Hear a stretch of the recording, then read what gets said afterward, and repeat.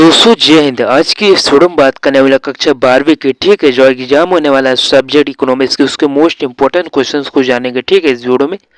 तो इस चैनल पर नहीं हो तो सब्सक्राइब जरूर कर लीजिएगा, ठीक है। तो चलिए आगे की ओर बढ़ते हैं, संपूर्ण प्रश्न को जानते हैं, ठीक है। तो सबसे पहले दोस्तों बोला जा रहा है कि पहला क्वेश्चन नंबर कि उत्पादन संभावना का वक्र का ढाल गिरता है, ठीक है। तो इसका दोस्तों लोग याद रखिएगा, ठीक है, बहुत ही इंपॉर्टेंट प्रश्न, काफी बार पूछा जा चुका है, ठीक है। तो इसके याद रखिएगा, ऑप्शन नंबर ए हो जाएगा बाएं से दाएं, ठीक है। चलिए आगे की ओर बढ़ते हैं। दूसरा क्वेश्चन नंबर बोला जा रहा है कि सीमांत उपभोक्ता को ज्ञात किया जाता है, ठीक है। ये दोस्तों प्रश्न पूछा गया था 2024 में, ठीक है। तो इसका दोस्तों आप लोग याद रखिएगा, ठीक है। यहाँ पर ऑप्शन नंबर ए हो जाएगा। चलिए तीसरा क्वेश्चन नंबर बोला जा रहा है कि नीचे दिए गए रेखा चित्र में मांग की लोच, ठीक है। तो रेखा चित्र को जान लेते हैं, ठीक है। तो यहाँ पर दोस्तों सबसे पहले इसको जूम आउट करता है, ठीक है, आप लोग देखिए अच्छे से। तो यहाँ पर दोस्तों लोग बताना है, ठीक है, कि ये जो रेखा चित्र है यहाँ पर क्या है। अधिक लोचदार है, इकाई लोचदार है, कम लोचदार है, पूर्ण लोचदार है, ठीक है। तो आप लोग इसका याद रख लीजिएगा, ऑप्शन नंबर बी हो जाएगा, ठीक है, इकाई लोचदार, ठीक है। इसका दोस्तों पूरा डिटेल आप लोगों को समझाया था, ठीक है, नेक्स्ट वीडियो में देख लीजिएगा। चलिए यहाँ पर दोस्तों चौथा क्वेश्चन नंबर बोला जा रहा है कि आगत को निर्गत में परिवर्तन करने की प्रक्रिया को क्या कहा जाता है, ठीक है। तो इसका दोस्तों लोग याद रखिएगा, ऑप्शन नंबर इसका हो जाएगा बी उत्पादन, ठीक है। चलिए अगर पांचवा क्वेश्चन नंबर बोला जा रहा है कि किसी परिवर्ती साधन, ठीक है, का औसत उत्पादन ज्ञात करने का सूत्र क्या होता है। तो दोस्तों इसका आप लोग याद रख लीजिएगा, इसका हो जाएगा ऑप्शन नंबर ए हो जाएगा, ठीक है, क्यू बाय एल।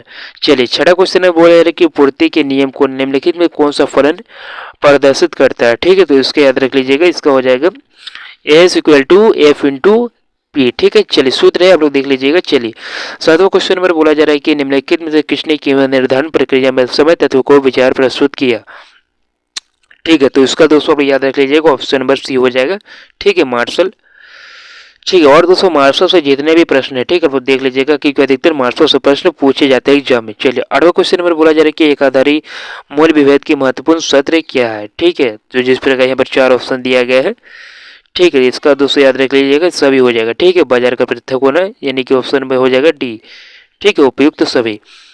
नौवां क्वेश्चन नंबर बोला जा रहा है कि प्रतिस्पर्धा रहित बाजार में मांग का वक्र क्या होता है, ठीक है। तो नौवां का दोस्तों याद रख लीजिएगा, हो जाएगा ऑप्शन नंबर इसका हो जाएगा सी, ठीक है, औसत आगम वक्र, ठीक है। चलिए अगला 10वां क्वेश्चन बोल रहा है कि the general theory of elemental एस्टेटेंट एवं मनी नामक पुस्तक के लेखक कौन है, ठीक है। ये दोस्तों काफी बार पूछा जा चुका है, ठीक है, आप लोग अच्छे से देख लीजिएगा इसका आंसर क्या है, ठीक है। तो इसका आंसर क्या हो जाएगा, ऑप्शन नंबर हो जाएगा बी माल्थस, ठीक है, ऑप्शन नंबर बी माल्थस। चलिए आगे की ओर देख लेते हैं।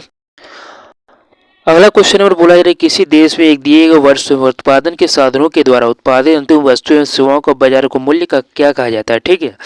तो दोस्तों इसका आप लोग याद रख लीजिएगा, इसका राइट आंसर हो ऑप्शन नंबर ये हो जाएगा, ठीक है, सकल घरेलू उत्पाद जिसे जीडीपी के नाम से जाना जाता है, याद रख लीजिएगा।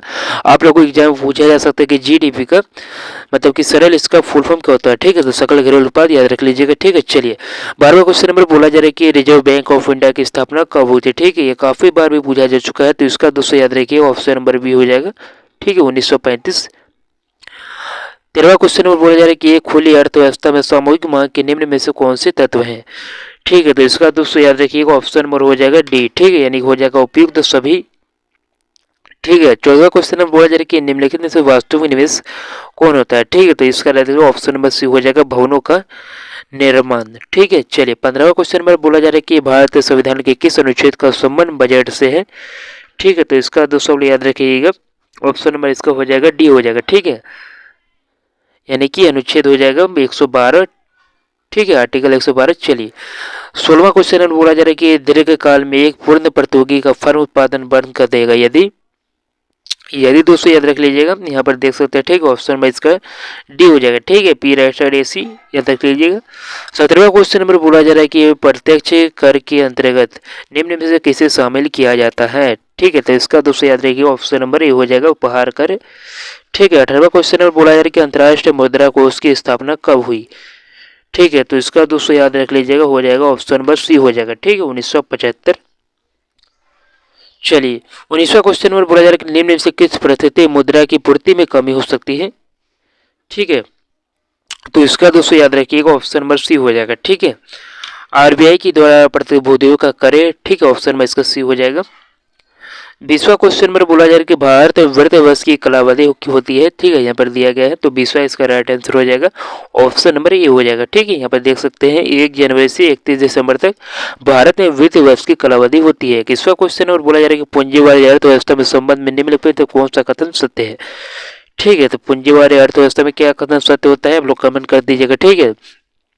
तो इसका दोस्तों लोग पहले राइट आंसर हो जाएगा, ऑप्शन नंबर बी हो जाएगा, ठीक है। उत्पादन के उद्देश्य जन कल्याण। 22वां क्वेश्चन में बोला जाए कि मान लिया जाए कि एक देश में 2 लाख व्यक्ति रोजगार के संलग्न में है, तो 10,000 व्यक्ति कार्य करने को इच्छुक थे लेकिन उन्हें काम नहीं मिल पा रहा, तो देश में बेरोजगार की दर क्या होगी, ठीक है। तो इसका दोस्तों आप लोग राइट आंसर से सॉल्व करना होगा, ठीक है। मैथ के जैसा प्रश्न यहाँ पर पूछा गया है, तो इसका दोस्तों आप लोग याद रखिएगा, ऑप्शन नंबर बी हो जाएगा, ठीक है, 10%।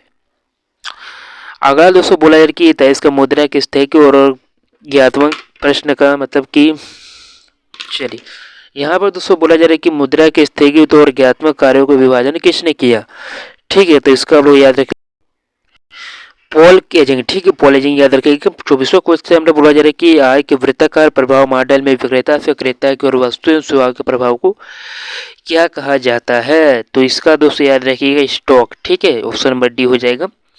25वां क्वेश्चन में बोला जा रहा है कि मुद्रा ने दूर किया है, तो मुद्रा ने क्या दूर किया है दोस्तों, वस्तु विनिमय प्रणाली की कठिनाइयों को, ठीक है। जिस प्रकार मुद्रा का यहाँ पर चालू नहीं हुआ था, ठीक है, तो ये वस्तु विनिमय की प्रणाली से ही, ठीक है, यहाँ पर वस्तु का आदान प्रदान किया जाता था। चलिए 26वां क्वेश्चन में बोला जाए कि आयु के संतुलन पर, ठीक है, यहाँ पर 4 ऑप्शन दिया गया, तो इसका दोस्तों याद रखिएगा बचत और निवेश बराबर होता है, ठीक है, ऑप्शन नंबर ये हो जाएगा। 27वां क्वेश्चन नंबर यहाँ पर बोला जा रहा है कि निम्नलिखित से विनिमय का एक सर्वमान्य माध्यम कौन सा है, ठीक है, तो मुद्रा हो जाएगा, याद रखिएगा, ठीक है। पूर्ण प्रतियोगी बाजार में फर्मों की संख्या होती है अत्यधिक, ठीक है, याद रख लीजिएगा। निम्न में से समग्र मांग का एक घटक नहीं है, तो इसका याद रखिएगा वित्तीय परिसंपत्तियों का व्यय, ठीक है। अगला दोस्तों बोला जा रहा है कि विदेशी विनिमय दर क्या है, ठीक है, तो इसका हो जाएगा देशी मुद्रा की विदेशी मुद्रा में कीमत। आप लोग देख लीजिएगा, ठीक है, बहुत ही इंपॉर्टेंट प्रश्न है। तो दोस्तों मिलते हैं नेक्स्ट वीडियो में, इसी नए वीडियो को लेकर सब्सक्राइब जरूर कर लीजिएगा चैनल पे न हो तो।